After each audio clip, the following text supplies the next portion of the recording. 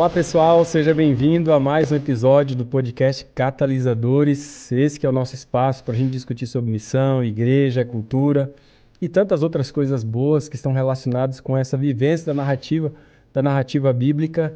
A gente tem conversado sobre diversos pontos, principalmente nós fizemos nos últimos episódios, nós fizemos esse rastreamento histórico para a gente se posicionar como igreja, uma igreja não somente da esfera privada, mas uma igreja da esfera pública, uma igreja que entende o seu papel, e esse papel como uma embaixada que traz reconciliação de Deus na comunidade, na vizinhança.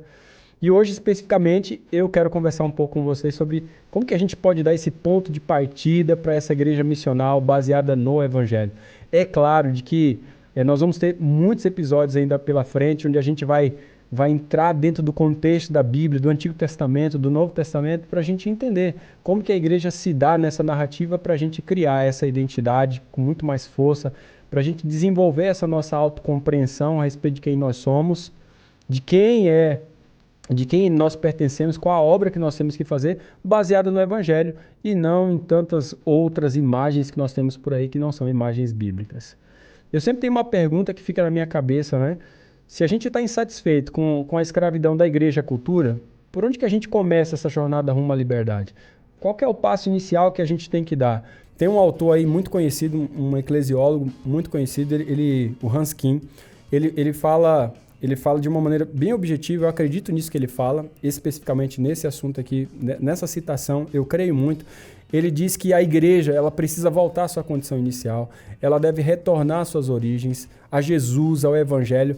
E deixa-me fazer um parente aqui. Quando ele fala isso, e essa é a minha compreensão também, nós não estamos falando de copiar, né, ipsis litteris a igreja do Novo Testamento, porque a gente não vai conseguir fazer isso. A gente tem que ser, em nosso contexto, o que ela foi no contexto dela. Certo? Esse é o grande desafio nosso, dentro do nosso contexto, vivenciar os elementos, os valores, as bases, os pressupostos que fizeram com que a igreja explodisse e fosse um movimento mundial.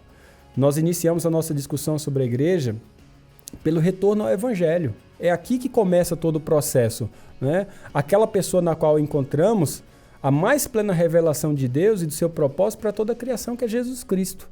É nele que deve ser pautado todo esse processo de ponto de partida para essa ressignificação, esse voltar a esses caminhos esquecidos. Eu nunca falo de que é coisa nova, porque quando a gente vai olhar, vai estudar um pouquinho mais, a gente vai perceber que os antigos roubaram as nossas melhores ideias, né?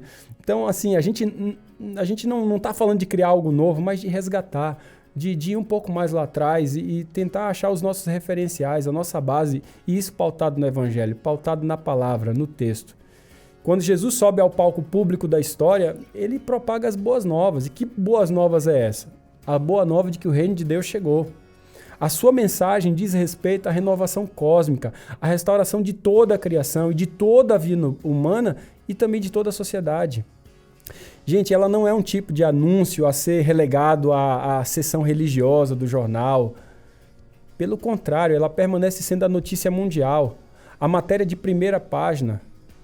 Isso quer dizer que se nós formos fiéis à compreensão do Evangelho, como ele foi transmitido em seu contexto cultural original, e não na forma truncada, como frequentemente a gente apresenta hoje, nós vamos ter uma igreja muito mais viva, uma igreja com um forte fundamento, uma igreja com fundamento na rocha. Jesus está falando aqui para nós a linguagem dos judeus do seu tempo, e é muito importante a gente entender isso, a linguagem do reino dentro da linguagem dos judeus do seu tempo. Todos estão ali aguardando o momento culminante na história do universo despontar. Todos, naquele momento crucial que a gente conhece como a plenitude do tempo, todos estão à espera disso.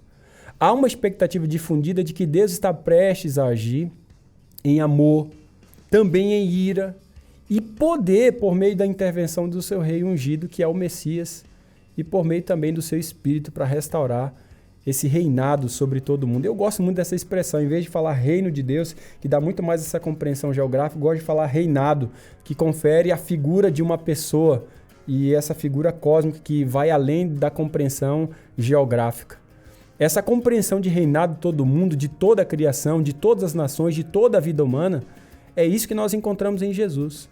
Jesus faz essa surpreendente afirmação de que ele é sim esse rei ungido, que o Espírito de Deus está sobre ele para restaurar toda a criação, toda a vida humana, a fim de que eles vivam novamente sob o governo do soberano Deus. E esse realmente é uma boa nova. Se você encontrar lá em Lucas 4, por exemplo, ali só naquele texto ele resume tudo, né? Porque o Espírito do Senhor está sobre mim para proclamar liberdade aos cativos, dar vista aos cegos, atender os pobres, trazer o ano aceitável do Senhor, libertar os oprimidos, né? Expulsar demônios.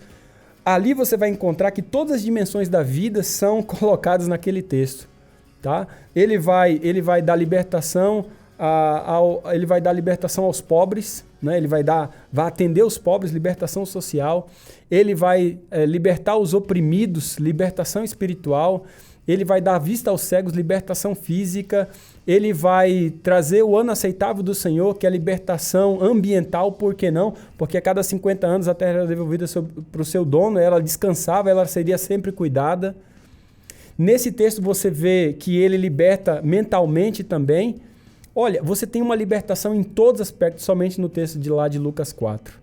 Isso é o que Jesus vem trazer dentro do seu reinado. Libertação de todas as ordens, trazer o seu governo soberano, que é realmente a boa nova de que o reino de Deus está chegando, que é a salvação, que é completa em Jesus Cristo.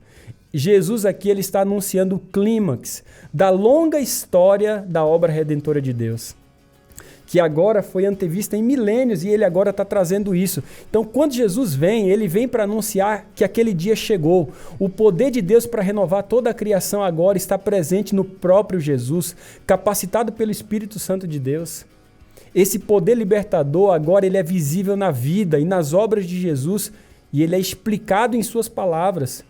Jesus começa a reunir as ovelhas perdidas de Israel, o prometido povo de Deus do final dos tempos. E agora ele os dispõe em uma pequena comunidade de discípulos e os convida à sua missão de difundir o reino. E então vem a cruz, você sabe muito bem, e aparentemente dá a entender de que a missão de Jesus Cristo acabou até mesmo antes de ter começado. Não durou nada, durou o quê? 3 anos e meio? Dentro de um ministério altamente produtivo, Jesus é humilhado, torturado, ele é morto da maneira mais cruel que a gente possa imaginar. No entanto, pouco tempo depois, os seguidores de Jesus estão proclamando que sua morte, de fato, é o triunfo do plano de Deus. Ali na cruz, eles afirmam: Deus combateu o poder do mal e ele venceu. E esse é o mais poderoso de todos os feitos poderosos de Deus, porque põe fim ao antigo mundo dominado pelo pecado. E além disso, pessoal, os seguidores de Jesus, embora seja uma comunidade frágil e pequena, agora eles declaram ser a vanguarda de uma nova humanidade que um dia encherá a terra toda, essa nova terra. E como é que essas pessoas podiam fazer essa alegação tão chocante de que eles agora representavam a nova humanidade em Cristo Jesus? Sabe o que eu percebo? É que a confiança dos primeiros cristãos, ela estava alicerçada na certeza de que Jesus, ele está vivo, que ele ressuscitou dos mortos. Ressuscitado da morte, Jesus se tornou o primogênito da vida ressurreta vindoura de todo mundo que vai ressuscitar lá na frente. E o futuro da história cósmica está estabelecido nele. Porém, é importante notar que antes de ascender para assumir o seu lugar de autoridade, que era seu de direito, como Senhor de toda a criação, da história, ele reúne o seu pequeno grupo de seguidores. Isso é lindo, pessoal. Isso é fantástico. Ele reúne aqueles que ele havia escolhido, ajuntado, e agora ele comissiona como Israel renovado. A nova humanidade encarregada de continuar a sua missão, de propagar as boas novas do reino e juntar as nações até a sua volta. Ele então se assenta à direita de Deus. Você sabe, eu estou fazendo aqui um overview, né? Um rastreamento para você entender o que Jesus está fazendo. Ele se assenta à direita de Deus, à direita do Pai, para reinar em amor, justiça, poder sobre toda a criação, sobre a história. E ele derrama então o seu espírito sobre essa pequena comunidade desse Israel restaurado, para tornar conhecidos a sua cura, o seu governo abrangente, o seu povo, e por meio desse povo, à medida que eles se encarnam na vida das pessoas e proclamam as boas novas até os confins da terra, o evangelho de Deus seja espalhado e o reino de Deus seja conhecido. Ele lhes deixa uma promessa fantástica. Um dia eu vou voltar como juiz de todos para completar essa obra de restauração. e todo joelho se dobrará diante de mim, e toda língua confessará que eu sou Criador, Redentor e Senhor. No entanto, até que chegue a esse dia, pessoal, o dia desse apogeu, os membros da igreja, ou os membros da sua igreja, seus discípulos, eles devem se ocupar com a obra do Espírito, de difundir em sua vida, com seus atos, com as suas palavras, as boas novas daquilo que Deus fez pelo mundo por meio de Jesus. É com base nesse breve resumo do Evangelho que nós encontramos 5 importantes elementos de referência para a gente poder nos orientar nessa busca do que é ser igreja. Tá? É nesse rastreamento bonito, gracioso de Jesus Cristo, do início do movimento que ele vem trazer, que a gente deve se orientar. Pelo menos cinco elementos aqui que a gente deve trazer como pontos importantes de referência para a gente se orientar. Primeiro, se a gente acredita nas boas novas de Cristo, nós estamos comprometidos com a história bíblica, com uma verdadeira história do mundo. A verdadeira história do mundo é a verdadeira história contida na palavra. Essa é uma reivindicação normativa, gente. Ela é uma verdade pública. É a chave para a gente se compreender, certo? Individualmente, para a gente se compreender cada aspecto daquilo que Deus criou em nós, mas também de maneira coletiva. A história bíblica, ela não deve ser entendida simplesmente como um relato local acerca de um determinado grupo étnico ou religião. Ela inicia com a criação de todas as coisas e termina com a renovação de todas as coisas. E é entre uma e outra que ela oferece a interpretação do significado da história cósmica. É entre a criação do mundo e a renovação do mundo que a gente, ao longo dessa interpretação correta da história, a gente começa a entender o nosso propósito, porque nós estamos aqui. Além disso, é essa revelação normativa, que é a revelação da história bíblica, que faz uma reivindicação abrangente. Que reivindicação é essa? Que a nossa história, a nossa realidade, a identidade da igreja, na verdade, toda a realidade humana e a não humana, deve encontrar o seu lugar nessa história. Ou se eles não se encontrarem nessa história, eles não se encontrarão em parte alguma. Você está entendendo de que entender a história da narrativa do Evangelho é entender a própria história da humanidade, a história e identidade da igreja? A gente precisa articular mais essa história e entender de que ela é normativa para entender todas as outras narrativas históricas. Segundo ponto de referência do Evangelho é o tema central dessa história. Qual que é o tema central dessa história? O propósito e a atividade de Deus de renovar toda a criação e a vida humana como um todo. Muitas pessoas hoje descrevem a decisão de Deus de realizar esse propósito na história como o que a gente conhece como a missão de Deus, né? Talvez o Wright seja um desses aí que fala bastante sobre isso, né? Com aquele livro A Missão de Deus. E esta missão de Deus é recuperar a criação e a vida da humanidade que foi devastada por causa do pecado. A função da igreja nessa história é participar dessa missão de Deus. Nós devemos estar envolvidos na obra de Deus de restaurar todas as coisas e trazer cura para a humanidade. E isso define a nossa identidade, o nosso papel como igreja. Esse papel central, da mensagem central, é de que nós somos participantes nessa missão para trazer reconciliação do mundo com aquele que traz a verdadeira identidade e propósito da raça humana. O terceiro ponto de referência pela qual nós nos orientamos em nossa investigação sobre a igreja é o tema central da mensagem das boas novas. E qual é o tema central da mensagem das boas novas? É a vinda do reino de Deus. Mas o que é exatamente esse reino que Jesus declara está irrompendo na história de maneira fantástica? O reino de Deus é, antes de tudo, o poder de Deus em ação no Messias. E por meio do Espírito para restaurar toda a criação e toda a vida humana da contaminação do pecado, dos seus efeitos devastadores. A identidade da igreja, gente, ela é uma identidade definida por esse evangelho. O evangelho do reino revelado em Cristo Jesus. A igreja é uma comunidade que experimenta em sua vida o poder da obra renovadora de Deus. E desse modo ela começa a encarnar a salvação abrangente e restauradora do reino em favor do mundo. Olha, eu estou dando para você conceitos referenciais. Logo, logo a gente vai entrar em aspectos práticos. Mas se você não tiver fundamento, como que você vai ter práticas salutares? Né? Práticas saudáveis? Não tem como. Então, primeiro a gente dá um fundamento. E daí entra o quarto ponto de referência. E esse quarto ponto de referência é que Deus realiza os seus propósitos redentores nessa história, escolhendo um povo, gente, para tornar conhecido a todos a direção que a história está tomando. Jesus não escreve um livro para transmitir as boas novas às gerações seguintes. Ele não faz isso. A Bíblia toda nos oferece a história da missão de Deus por meio de um povo, por meio do povo no seu envolvimento com o mundo que é de Deus, em favor de toda a criação de Deus. A identidade e o papel da igreja são definidos por essa eleição missionária, gente. Não a eleição para a salvação, porque todos foi dada a oportunidade para a salvação. Mas para esse povo foi um chamado missionário.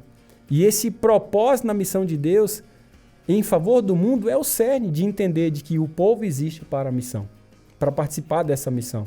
Isso quer dizer o seguinte, que a sua igreja não está em missão, ela é qualquer coisa menos igreja, porque igreja de verdade é um corpo enviado em missão com Deus. O quinto ponto de referência, para a gente terminar, é de que esse evangelho ele revela que essa comunidade escolhida é enviada por Jesus. E ela é tanto o início de algo novo, como é a conclusão de algo muito mais antigo. Isso é muito louco. Porque, claramente, por um lado, algo novo está acontecendo.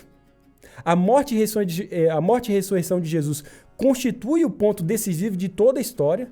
Sua morte põe fim a um mundo permeado pelo pecado. A sua ressurreição e o seu dom do Espírito inauguram um novo mundo.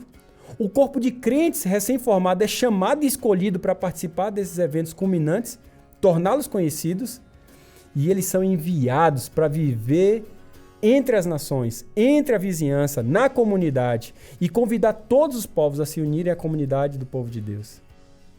E é esse é Israel reunido e renovado, que é enviado às nações. E esse é o Israel que faz com que as nações sejam atraídas. A igreja ela não foi fundada ou estabelecida pela primeira vez com Jesus e o Espírito. Na verdade, a eclesiologia ela não se inicia no Novo Testamento. A igreja é antes a comunidade da aliança, gente. Essa comunidade da aliança que foi reunida e restaurada para o seu chamado original.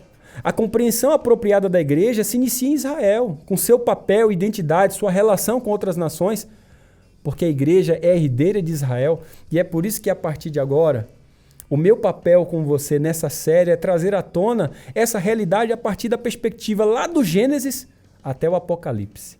Dentro dessa narrativa bíblica, como é que a gente encontra, dentro desse papel da aliança, como é que essa igreja se processa, qual é as suas marcas identitárias, qual é a sua autocompreensão, como que ela surge, de que ela está refém, qual é o seu fundamento, qual é o seu pressuposto. Quando a gente percebe nessa grande narrativa, essa igreja como continuidade, a gente se entende por que nós devemos ser igreja hoje. Onde que a gente se perdeu talvez em algum momento da história e a gente precisa resgatar o nosso papel como igreja ao longo da grande narrativa bíblica, porque essa é a narrativa normativa. Essa é a narrativa central que dá forma para os referenciais iniciais para a gente viver essa mudança, a mudança de resgate de caminhos esquecidos, a visão que chama a gente para encontrar no antigo o entendimento do presente e aquilo que nós seremos no futuro. Eu espero de que ao agora entrarmos dentro do contexto de Israel, do Gênesis, você seja abençoado porque Israel foi chamado para ser bênção. Quem sabe aqui já vem um spoiler do nosso próximo episódio e eu encontro você nele. Se esse episódio foi muito bacana, legal para você, compartilha. A gente se encontra no próximo episódio dessa série, onde a gente vai entender o chamado de Deus a Israel e, consequentemente, o nosso chamado. Um grande abraço e a gente se vê no próximo episódio. Até lá!